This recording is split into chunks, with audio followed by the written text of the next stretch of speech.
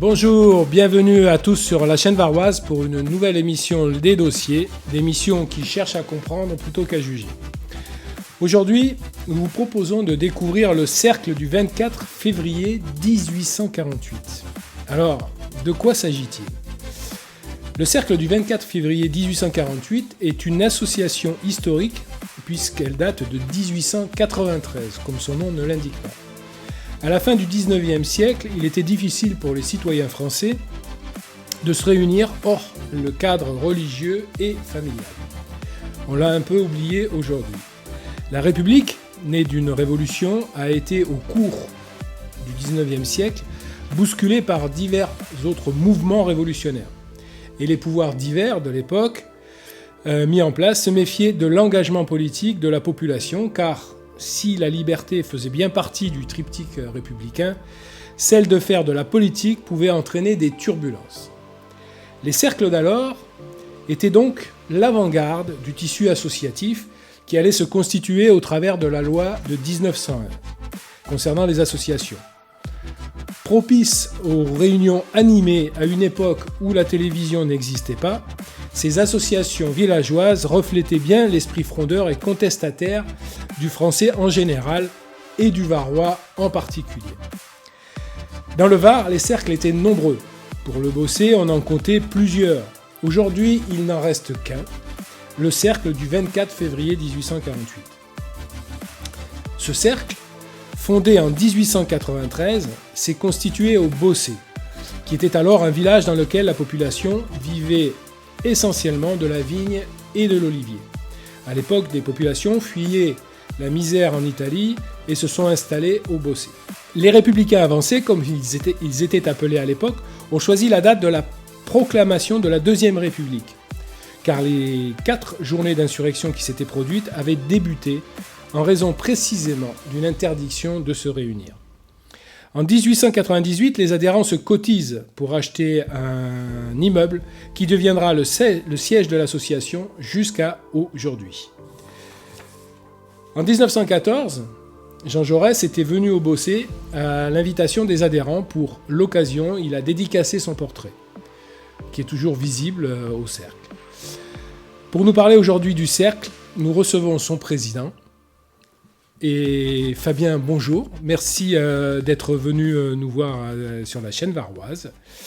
Merci de nous présenter votre association qui fait partie de la longue histoire associative du Var et de la commune, et même avant l'associatif, puisque ça a précédé la loi de 1901. Fabien, comment devient-on président d'une des plus anciennes associations du Var ? Et n'est-on pas intimidé face à cette lourde responsabilité qui est d'assurer la pérennité d'une très vieille dame? Eh bien, bonjour à tous. Alors, pour ma part, moi j'ai toujours été très attaché à l'histoire de mon village. Et le cercle fait partie intégrante du patrimoine du Beaussais. C'est un lieu que j'ai fréquenté depuis mon plus jeune âge avec mon père qui m'a tout le temps accompagné. Et j'ai toujours pris plaisir à écouter les anciens, les vieux. C'est là que j'ai rencontré toutes les figures un peu emblématiques du village.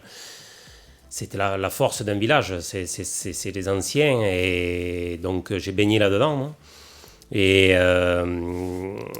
tout naturellement, après, en 93, avec l'accord de l'ancien président, j'ai pris la tête de la commission des jeunes, et on avait créé cette petite commission, et puis ensuite, après quelques péripéties, je suis rentré au bureau, et puis après, quelques années plus tard, depuis 2001, je suis devenu le président du cercle, et ça se passe très très bien. Et pour ce qui est de la responsabilité d'assurer la continuité de notre association, j'ai la chance de pouvoir m'appuyer sur une très bonne équipe. J'ai un bureau avec moi qui travaille depuis le début, qui est très compétent et qui m'aide énormément. Et voilà, à la limite, président, c'est le plus beau des rôles, parce que c'est presque eux qui font tout le boulot. C'est bien, c'est donc une histoire, quasiment une tradition familiale, donc sur le Beaussais. Quand on est au Beaussais, quand on est du Beaussais, quand on habite au Beaussais depuis un certain temps, le cercle fait partie de la vie du Beaussais. Donc le cercle est aujourd'hui toujours Oui, c'est encore très marqué. Oui, toutes les vieilles familles du Beaussais qui avaient les idées républicaines que l'on partage, oui, non. Et toutes sont passées au cercle et toutes figuraient au cercle. Oui. Donc j'ai grandi là-dedans et voilà. Donc. C'est intéressant parce que on évoque le problème de l'atout, au contraire, de l'intergénérationnel et la tradition intergénérationnelle et la suite historique, la mémoire du village. C'est ce qui a tendance un peu à faire défaut aujourd'hui, c'est de ne pas se retourner un petit peu sur l'histoire. Alors oui, ça nous manque un peu peut-être aujourd'hui parce que les mentalités ont changé aussi, donc la génération qui arrive n'ont pas les mêmes habitudes que nous, qu'on pouvait avoir, ou même... alors, ce qu'on peut remarquer maintenant, peut-être depuis malheureusement la pandémie aussi, ce qui s'est passé, c'est que les gens se rapprochent un petit peu plus de ce qui se passe dans leur village. Et on a remarqué aussi ça, c'est qu'on a des personnes qui se recentrent un peu sur le local. Ouais. Et ça... Alors c'est intéressant parce qu'effectivement, c'est un constat un peu général, oui. Pour l'alimentation, par exemple, oui, tout à fait. Pour de l'activité économique, etc. On parle beaucoup de ça en ce moment, et vous l'avez pu le noter à... Alors, on l'a, malheureusement pour l'établissement, on était fermé, mais oui. on s'en rend compte un peu différemment parce que les gens s'intéressent plus à ce qui se passe aussi autour de chez eux. Et on avait tendance à voir...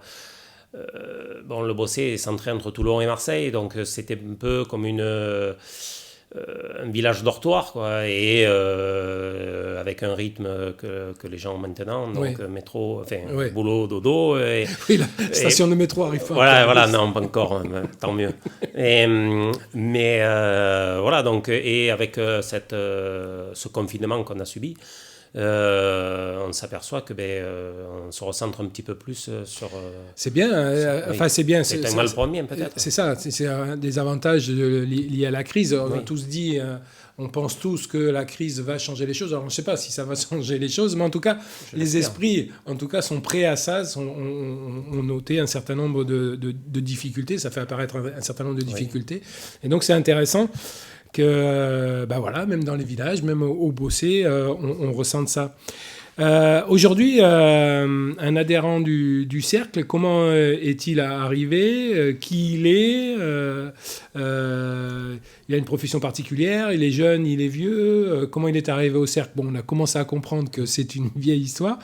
Comment on recrute au cercle et comment ça se passe? Alors, déjà, tout d'abord, on a actuellement 140 adhérents, répartis en 3 catégories. Donc, il y a les membres d'honneur, il y a les membres actifs, et il y a des membres élus, voilà, Notre siège, c'est un lieu de rencontre, d'échange, de dialogue et de convivialité. Donc, tous les gens qui viennent partagent... Tous les gens, nos membres, ils sont tous là pour... on a tous un petit peu les mêmes idéaux et pour la défense de la République, de nos valeurs républicaines, qu'on partage tous, avec ces principes fondamentaux. Et voilà, c'est des gens donc, qui, comme je te disais tout à l'heure, c'est...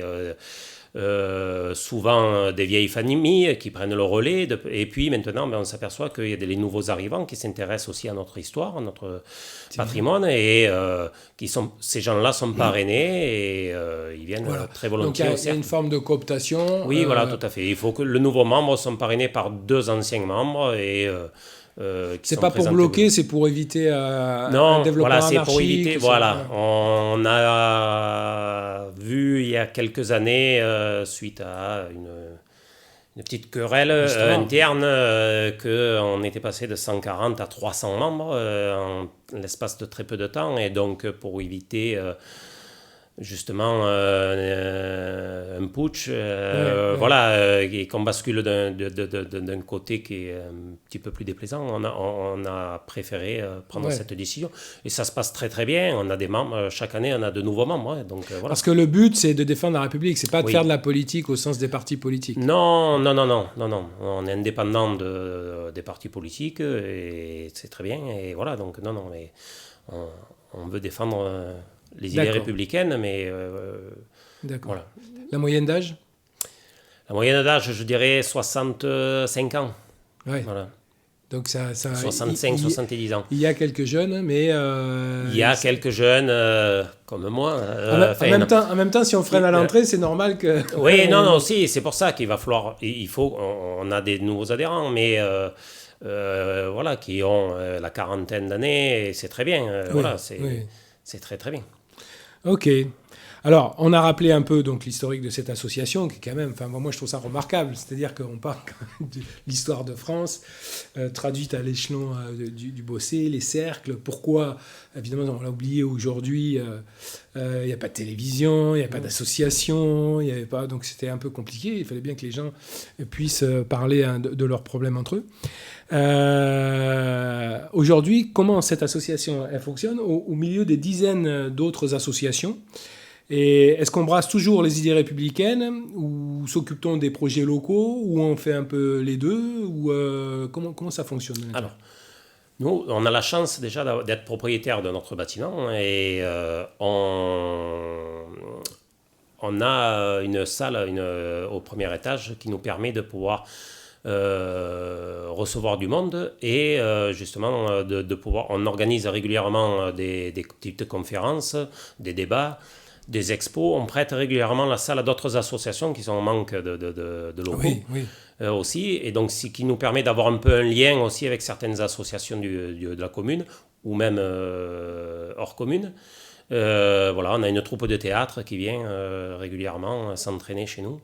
Voilà, on a des ateliers de peinture, on a des expos d'artistes locaux.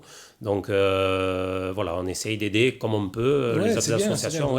C'est une forme de mutualisation. Effectivement, j'ai vu la salle, elle est imposante, elle est magnifique, elle est très très très belle. Et des conférences? Oui, vous pouvez, on en a organisé quand on a eu l'occasion de le faire. Il y a, ça.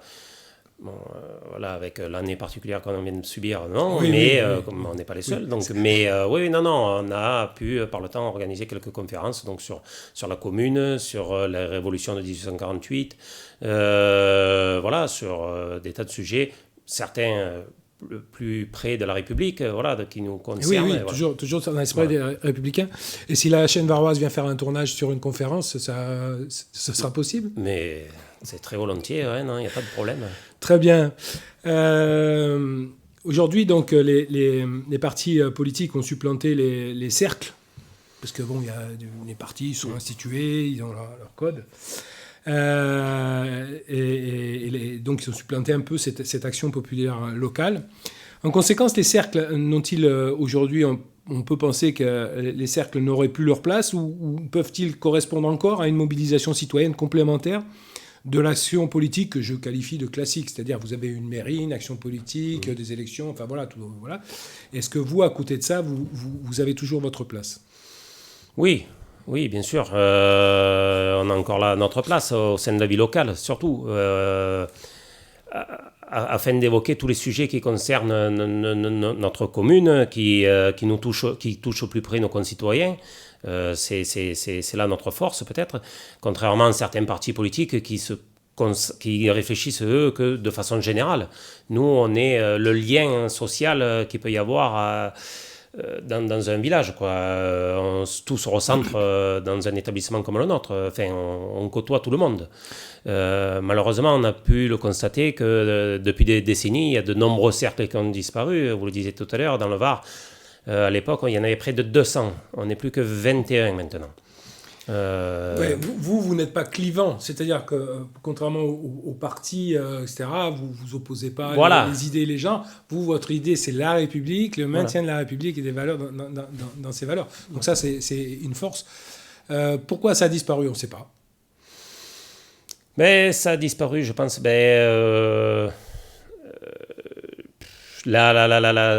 Les temps ont changé, les mœurs ont changé. À l'époque, tout le monde fréquentait les cercles comme ça. Alors, il faut savoir, au village, par exemple, il y avait le cercle des Italiens, le cercle des travailleurs, il y avait le cercle des... Et voilà, chaque communauté se retrouvait dans un lieu comme ça. Après, malheureusement, avec l'évolution, peut-être l'arrivée de la télévision. Sûrement. Le soir, les gens voilà, après le travail, ils rentraient directement chez eux. La société a changé. Ça a disparu. Alors, sur tous les cercles qui restent dans le Var, on n'est plus qu'une vingtaine. Il y a quelques années, on a essayé d'organiser une rencontre, justement, de tous ces cercles républicains. Et malheureusement, tous rencontrent des difficultés pour survivre déjà, parce que c'est très difficile. Nous, on a eu la chance, on a mis notre parti bistrot en gérance, ça nous a permis de survivre. Les autres n'ont pas calculé comme ça, l'ont pas fait. Il y a dans certaines communes, ils ont énormément de mal à survivre parce qu'ils n'ont plus de rentrée d'argent, parce qu'il n'y a pas d'aide, et puis voilà, ils sont plus fréquentés. Donc, c'est très difficile. C'est peut-être une forme de préemption aussi par rapport aux partis politiques. Il y a effectivement la télévision le soir, une autre façon de vivre. Et on ne se rappelle plus qu'on peut faire de la politique hors les partis politiques, au travers de la publicité. Et d'échanger entre nous hors les grosses chaînes d'infos. Voilà. Donc, on devrait se reconcentrer plus sur le local. Le local. Mais je pense que c'est quand même une tendance qui... Enfin, j'espère. C'est une tendance qui se profile. La vie citoyenne, effectivement, aujourd'hui, elle est très différente entre prédominance d'un État central fort, on l'a dit, et la promotion du bonheur individuel.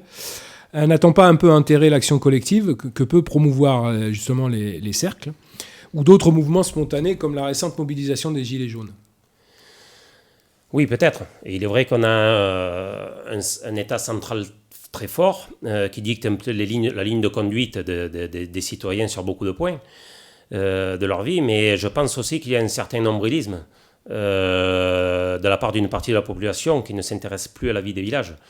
Alors, qui devient, je le disais tout à l'heure, qui deviennent des cités dortoirs, et avec toute l'expansion des villes, voilà, et on a perdu peut-être un peu notre âme, quoi. Mais justement, dans cette proximité qui revient, s'il y a un retour, parce que c'est quand même les prémices, c'est pas une révolution, c'est peut-être justement reverser vers du collectif et quitter un peu sa bulle individualiste. Donc je pense, on le voit émerger différents groupes, justement, depuis quelque temps aussi, donc peut-être qu'il faut qu'on se reconcentre là-dessus, et c'est ce qui fait vivre notre commune, quoi, tous nos villages.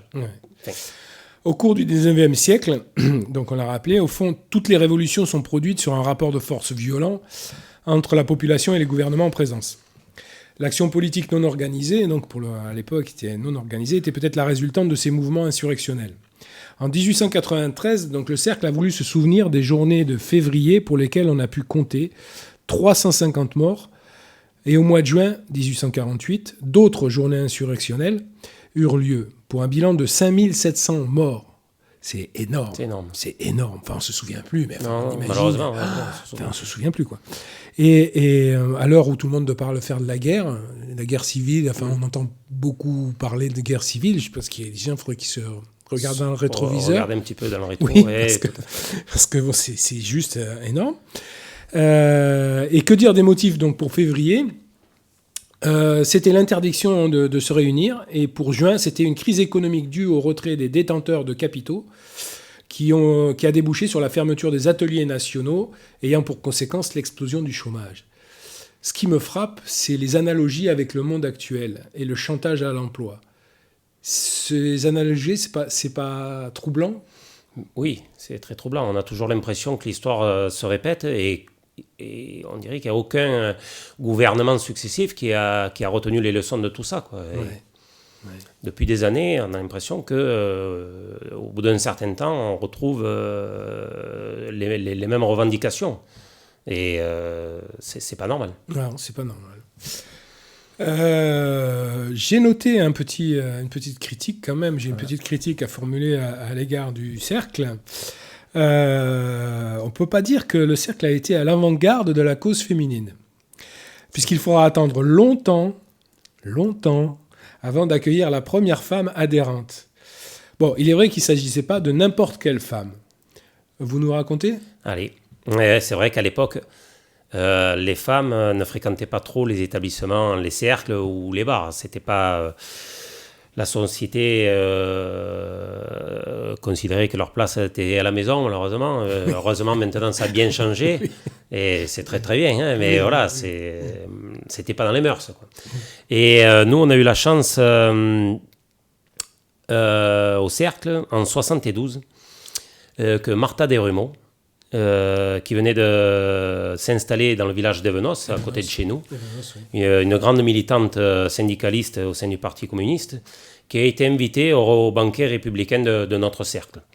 Et elle a tout naturellement été nommée membre d'honneur suite à son adhésion et à sa participation d'emblée à notre cercle. Et on en est très content. Oui. Voilà.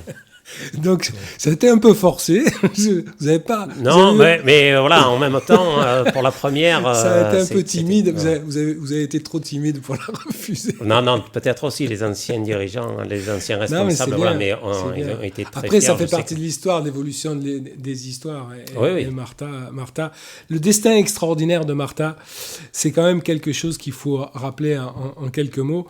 Martha Desrumeaux, donc, elle naît le 18 octobre 1897 à Comines, dans le nord de la France. Elle est la 6e des 7 enfants d'une famille pauvre. Son père, Florimond Desrumeaux, est un employé du gaz qui a été licencié pour insolence.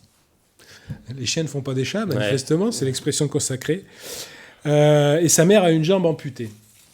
À 9 ans, elle perd son père, pompier volontaire écrasé lors d'une intervention par la charrette qui transporte la pompe à eau. Elle est aussitôt placée comme bonne à tout faire dans une famille bourgeoise, dans la banlieue sud de Lille, à 9 ans. Bonne à tout faire, on aurait pu dire esclave. Elle s'enfuit très vite et devient ouvrière du textile de l'usine. Dans l'entre-deux-guerres, c'est une militante syndicale et politique, surtout pour ce qui concerne l'émancipation de la femme. Elle est donc la première femme à siéger dans de nombre d'instances politiques ou publiques. Pendant la guerre, elle est résistante, puis déportée en 1942 à Ravensbrück pour fait de résistance. Elle est exemplaire et crée un réseau de solidarité entre les déportés. En 1944, le droit de vote des femmes arrive et elle est élue en 1945 à Lille. Elle meurt le même jour que son mari à Evenos en 1982. C'est une épopée extraordinaire, placée comme domestique, ou plutôt esclave, comme je l'ai dit précédemment, à 9 ans. Comment cette femme est parvenue à renverser toutes les montagnes qui étaient devant elle. Pour ceux qui seraient intéressés, j'invite un peu à regarder l'histoire de cette femme, c'est absolument extraordinaire. Le local que vous avez acquis recèle des trésors du passé de l'association, dispose de ce que l'on pourrait appeler donc un bistrot. Voilà. Est-ce que ça reflète l'art de vivre français entre convivialité et fronde ? Oui, en effet, on a tenu, nous, à conserver notre bistrot. C'est là que tout se joue dans un village. Pour la convivialité, les membres du cercle aiment tous à se retrouver autour d'un verre, c'est sûr. On en profite pour refaire le monde. En plus, on a notre côté méditerranéen, comme vous disiez tout à l'heure. On est varois, on est fiers, on est des frondeurs. On aime à se retrouver là et à refaire l'histoire peut-être, mais c'est là que beaucoup de choses se partagent aussi. Nos joies, nos peines, c'est la vie d'un village. C'est la vie. Les moments de tous les jours, mais aussi nos revendications. Donc, voilà. On remarque aussi qu'avant chaque élection locale ou même nationale, les divers candidats aiment venir au cercle pour donc, prendre un petit peu la température, pour voir un petit peu ce qui se dit, ce qui se joue. Ils sont donc bien conscients ils sont conscients de l'importance du cercle. Oui, bien sûr. Voilà. Vous menez une petite réflexion justement par rapport aux jeunes, puisque bon, on dit les jeunes, alors les jeunes, ils n'ont pas que des défauts, ils n'ont pas que des qualités, ils sont un peu absents au niveau des élections, ils sont abstentionnistes, il manque un peu de projets collectifs. Dans vos réflexions, ça fait partie un peu de votre futur, un peu de se tourner vers une jeunesse? Oui, parce que malheureusement, nous, à notre niveau, on a constaté qu'il y a... comme on le disait tout à l'heure, la moyenne d'âge est un petit peu élevée peut-être. On n'a peut-être pas su, nous, prendre le virage de la modernité avec les réseaux sociaux, en intégrant peut-être un petit peu plus souvent des jeunes pour notre devenir. Donc, après, on le voit depuis quelque temps aussi, il y a beaucoup de groupes de jeunes qui s'investissent dans divers projets, donc écologiques ou plus politiques ou associatifs, enfin, quel que ce soit. Mais voilà, il faut qu'on arrive, nous, à les attirer vers nous, quoi. Le sens de la République, leur donner Voilà. le sens de Voilà. la République. Comme pour chaque émission, c'est maintenant le moment de la question qui pique. Alors, dans une République voulue comme indivisible, laïque, démocratique et sociale, n'y a-t-il pas quelques problèmes entre les résolutions et la réalité ? Pour l'indivisibilité, nous avons 2 territoires aux assemblées quasi autonomes, la Corse et la Nouvelle-Calédonie. Pour la laïcité, il est peu de dire que le retour du religieux sur la scène politique est assez impressionnant. Concernant la démocratie, un décret vient d'autoriser le fichage administratif des Français sur des considérations philosophiques, religieuses ou d'opinion. Enfin, peut-on être sûr que le néolibéralisme ambiant est conforme aux visées sociales ? La République est-elle en danger ? Alors, le néolibéralisme implique que l'État doit favoriser la libre concurrence et opter pour une politique de laisser-faire. Le but n'est pas d'éliminer l'État, qui est l'essentiel, mais de réduire son intervention. Les exemples que vous venez de citer sont pour moi contraires à cette définition, avec une implication de plus en plus présente de l'État. De ce fait, les citoyens ont l'impression d'être privés de quelques libertés. Donc, c'est sans doute ce qui explique les nombreuses contestations actuelles qu'on remarque depuis quelque temps. Sûrement. Merci Fabien, merci pour votre visite, merci pour nous avoir parlé du cercle et de ses enjeux. Cette émission est terminée. Merci à vous. Je vous remercie encore d'avoir répondu à notre invitation et à notre questionnement. Je vous souhaite évidemment le meilleur pour votre association qui finalement n'est pas aussi désuète qu'il n'y paraît. Varoise. Si vous passez par le Bossé, n'hésitez pas à aller consommer. C'est très volontiers qu'on vous accueille. Vous serez accueillis au cercle dans ce qu'on peut appeler un bistrot, c'est pas péjoratif un bistrot. Voilà. N'hésitez pas à réagir sur les réseaux sociaux de la chaîne varoise et à bientôt pour une prochaine émission. Au revoir.